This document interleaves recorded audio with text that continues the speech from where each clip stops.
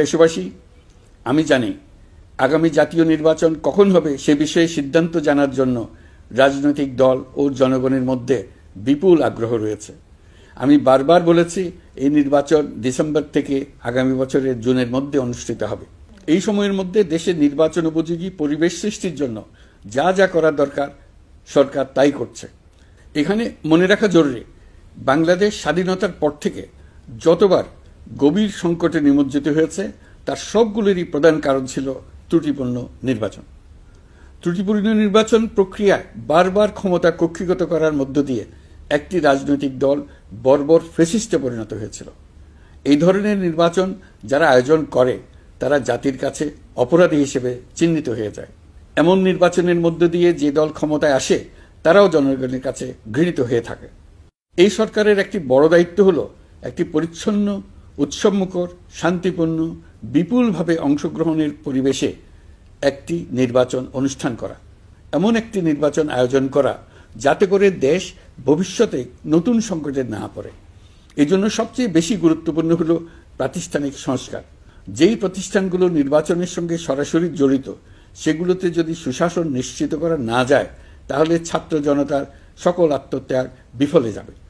সংস্কার, বিচার, নির্বাচন এই তিনটি ম্যান্ডেটের ভিত্তিতে আমরা দায়িত্ব গ্রহণ করেছিলাম।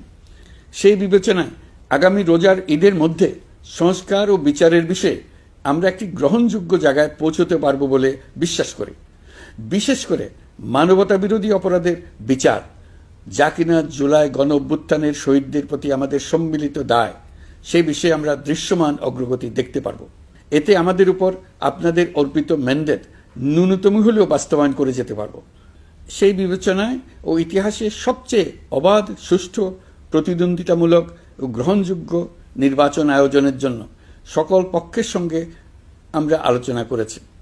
পাশাপাশি বিচার, সংস্কার ও নির্বাচন সংক্রান্ত চলমান সংস্কার কার্যক্রম পর্যালোচনা করে আমি আজ দেশবাসীর কাছে ঘোষণা করছি যে আগামী জাতীয় নির্বাচন 2026 সালের এপ্রিলের প্রথমার্ধের যে কোনো একটি দিনে অনুষ্ঠিত হবে। এই ঘোষণার ভিত্তিতে নির্বাচন কমিশন উপযুক্ত সময়ে আপনাদের কাছে নির্বাচনের বিস্তারিত রোডম্যাপ প্রদান করবে। আমরা এমন নির্বাচন চাই যা দেখে অভ্যুত্থানের শহীদদের আত্মা তৃপ্তি পাবে, তাদের আত্মা শান্তি পাবে। আমরা চাই আগামী নির্বাচনে সবচেয়ে বেশি ভোটার, সবচেয়ে বেশি প্রার্থী ও দল অংশ নেক। এটা সবচেয়ে অবাধ, সুষ্ঠু ও নিরপেক্ষ নির্বাচন হিসেবে জাতির কাছে স্মরণীয় হয়ে থাকুক। 1.5 যুগ পরে দেশে সত্যিকারের একটি জনপ্রতিনিধিত্বশীল সংসদ গঠিত হবে। বিপুল তরুণ গোষ্ঠী এবার জীবনে প্রথম ভোট দেওয়ার সুযোগ পাবে। এসব লক্ষ্যে প্রয়োজনীয় সকল পদক্ষেপ নেওয়ার জন্য আমরা জাতির কাছে অঙ্গীকারবদ্ধ। আমি দেশবাসীর প্রতি আহ্বান জানাই, আপনারা সকল রাজনৈতিক দল এবং আপনাদের এলাকার প্রার্থীদের কাছ থেকে সুনির্দিষ্ট অঙ্গীকার আদায় করে নেবেন যেন আগামী সংসদের প্রথম অধিবেশনেই যেসব সংস্কারের প্রশ্নে ঐকমত্য অর্জিত হয়েছে তা কোনো প্রকার কাটাছেঁড়া ছাড়াই যেন তারা অনুমোদন করেন। আপনারা ওয়াদা আদায় করে নেবেন যে তারা বাংলাদেশের স্বাধীনতা, সার্বভৌমত্ব, আঞ্চলিক অখণ্ডতা এবং জাতীয় মর্যাদার প্রশ্নে কখনো কোনো প্রকার আপোষ করবেন না এবং দেশের বাইরের কোনো শক্তির কাছে দেশের স্বার্থ বিকিয়ে দেবেন না। আপনারা তাদের কাছে সুনির্দিষ্ট প্রতিশ্রুতি আদায় করে নেবেন এই মর্মে যে তারা কখনোই কোনো অবস্থাতেই আপনাদের গণতান্ত্রিক অধিকার ও মানবিক মর্যাদার ক্ষুণ্ণ করবেন না।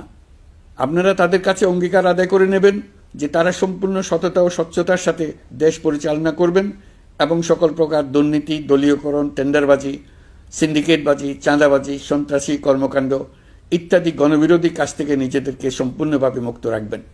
আমি আপনাদের আবারও স্মরণ করিয়ে দিতে চাই যে এবারের নির্বাচন শুধু শান্তিপূর্ণ নির্বাচন করার বিষয় নয়, এটা ছাত্র জনতার অভ্যুত্থানের আকাঙ্ক্ষা নতুন বাংলাদেশ গড়ার নির্বাচন।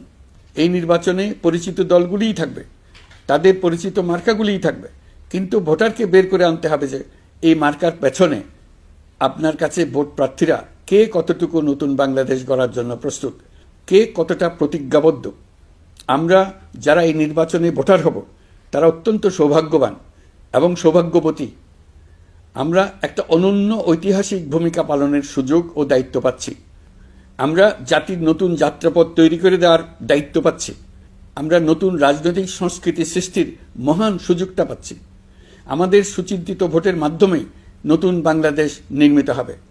শহীদদের রক্তদান সার্থক হবে।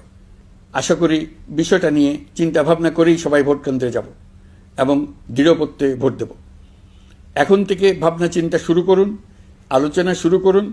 এখন থেকে আপনাদের ভোটের গুরুত্বটা বুঝে নিন। আপনার এবারের ভোটের গুরুত্ব ঐতিহাসিক মানদণ্ডে দেখা হবে।